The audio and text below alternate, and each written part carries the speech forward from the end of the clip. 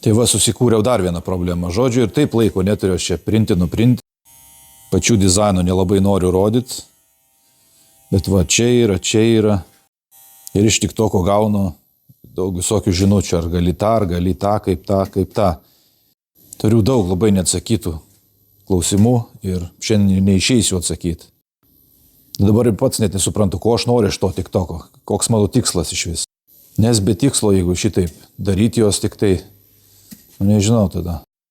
Tai aš turbūt per savaitgalį apsispręsiu būtent tikslas man iš šito lietuviško TikToko, kas būtų. Tai aš turbūt norėsiu daryti šitaip, kad padarytą website, kuris jau yra gaminamas, aišku, ir tenai pardavinėti savo paslaugą, kaip custom printinti šitai, kur patys tik turit heat pressą ir užsipresinat.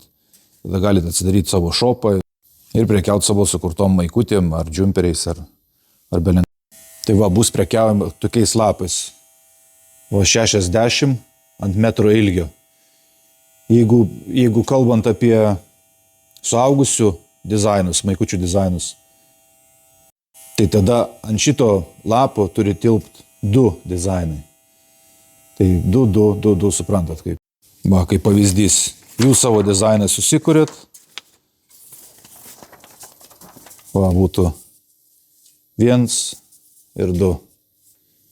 Tokių prisiprintinat ir atsisiuntė, užpresinat ant maikučių ir pardavinėjat.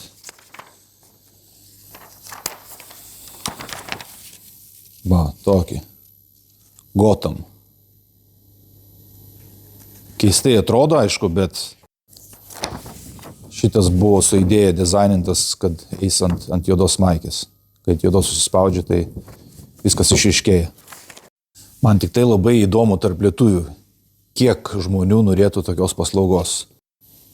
Į komentarus rašykit noriu ir tada maždaug aš galėsiu įsivaizduoti, ar iš vis čia verta man kažką daryti, ar tik tai anglam siūlyti.